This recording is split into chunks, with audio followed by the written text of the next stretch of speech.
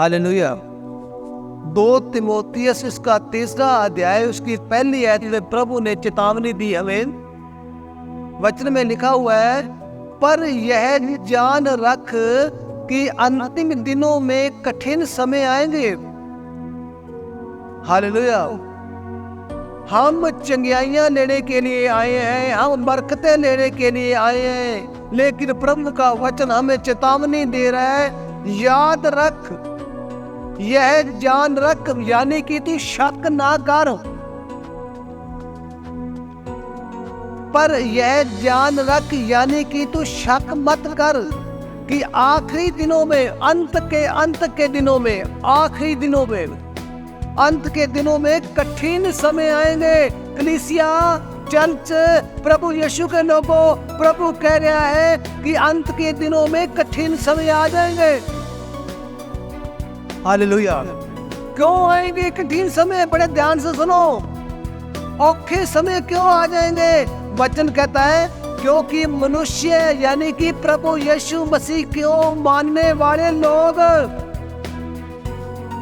संसार को प्रभु नहीं कह रहा, कलीसिया को कह रहा है कि क्योंकि मनुष्य, कौन से मनुष्य? जिन्होंने बपतिस्मा लिया हुआ है, जिन्होंने प्रभु यीशु को शुरू में अपना मुक्तिदाता माना था, उनको क्या हो जाएगा?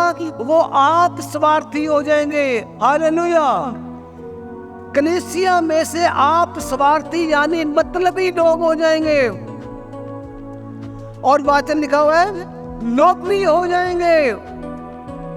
पंजाबी में हम कहते हैं माया दे लोभी, पैसों के लोभी, पैसों के पीछे वो सारे काम करेंगे। अंत के दिनों में इतने औखे समय आ जाएंगे, बाइबल कह रही है। लोभी कौन होता है? उसको पैसा चाहिए। यीशु मसीह के मानने वाले लोग लोभी हो जाएंगे और आप स्वार्थी हो जाएंगे। और वचन में लिखा हुआ है बीइंग मार्क, किसी भी हद तक झूठ बोल सकेंगे। परमेश्वर का वचन कलीसिया को चेतावनी दे रहा है, यीशु मसीह के मानने वाले लोगों में ये बातें हो जाएंगी। लगभग 2000 साल पहले पवित्र आत्मा के द्वारा प्रभु यीशु ने ये वचन भेजा। हालेलुया। और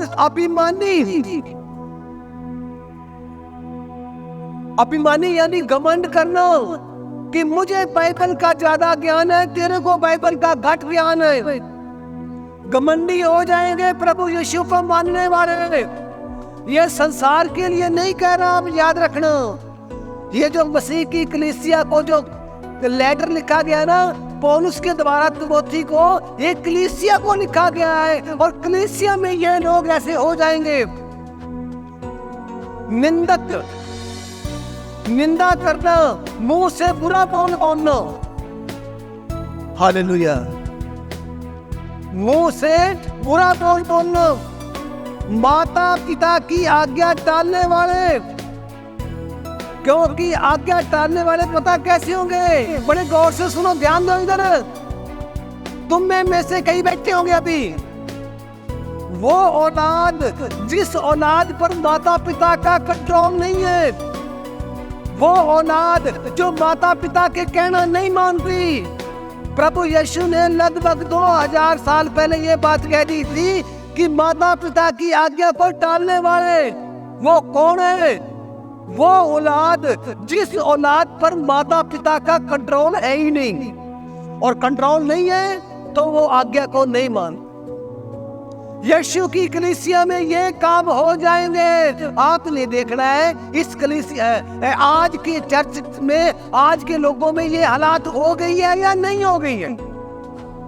हालेलुया।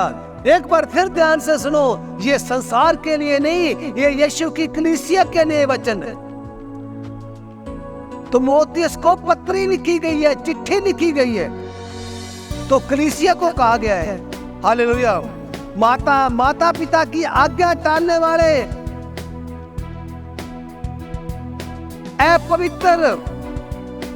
अपवित्र का मतलब क्या है? प्रभु ने कहा पवित्र बनो क्योंकि मैं पवित्र हूं।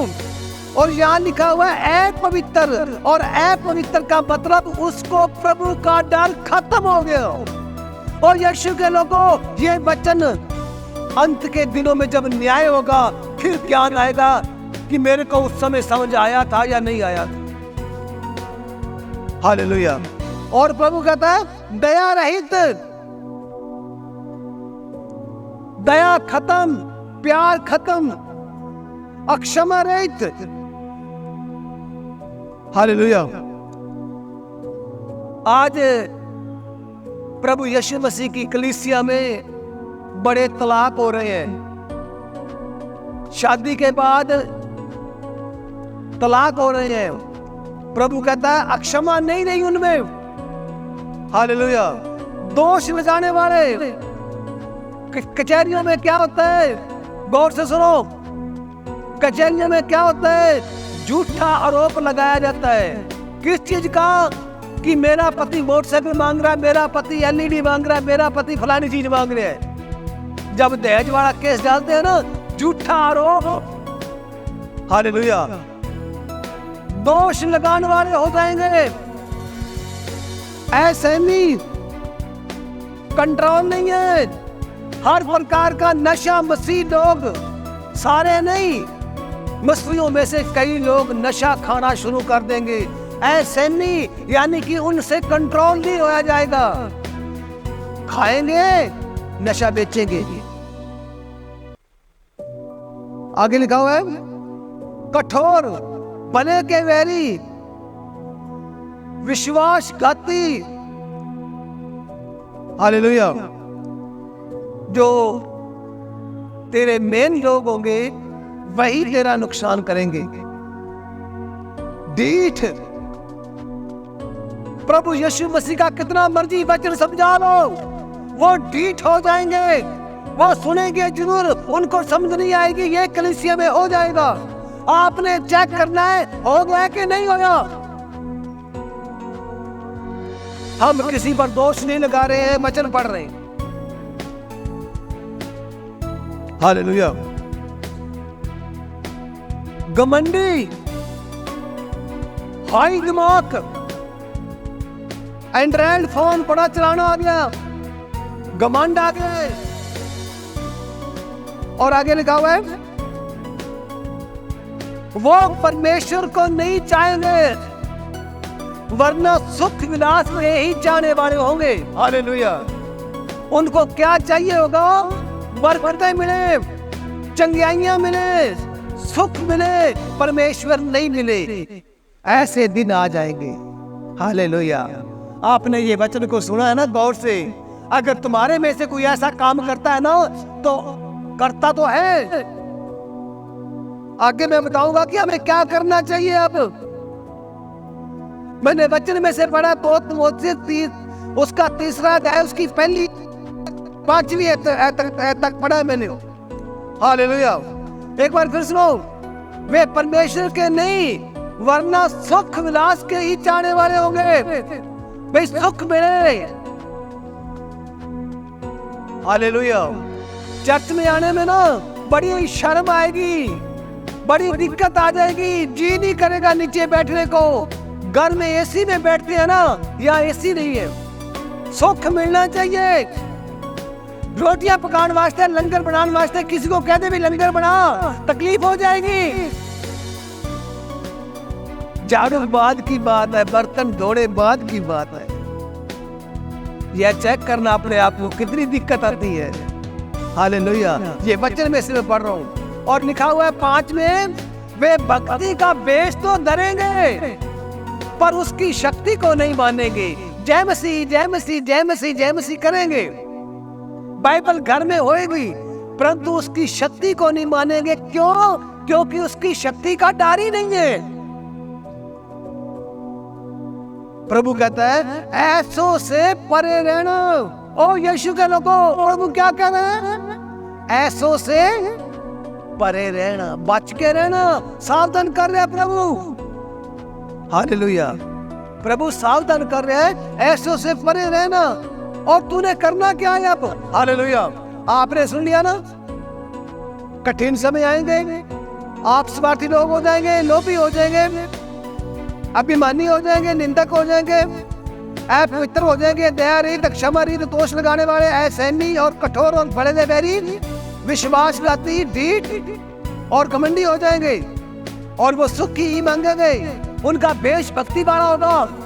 उनके घर में भी प्रभु के गाने, घर में प्रभु के फोटोए, घर में उनके गल में सलीबे प्रभु की। वेश इनका भक्ति वाला होएगा, पर वो उसकी शक्ति को नहीं माने। प्रभु कहता है ऐसों से बच के रहना। प्रभु का वचन चेतावनी दे। हालेलुया। पर तूने करना क्या है, वो मैं वचन पढ़ने जा रहा हूं। 2 तीमुथियुस 4 अध्याय उसकी दूसरी आयत में प्रभु कहता है कि तू वचन का प्रचार कर। हालेलुया।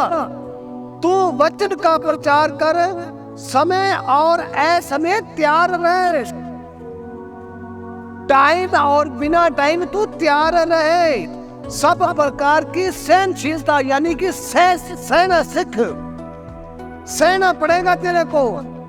सब प्रकार की सहनशीलता और शिक्षा के साथ उलामा दे और डांट और समझा। हालेलुया। क्या कर? डांट। क्या कर? समझा, उलामा दे,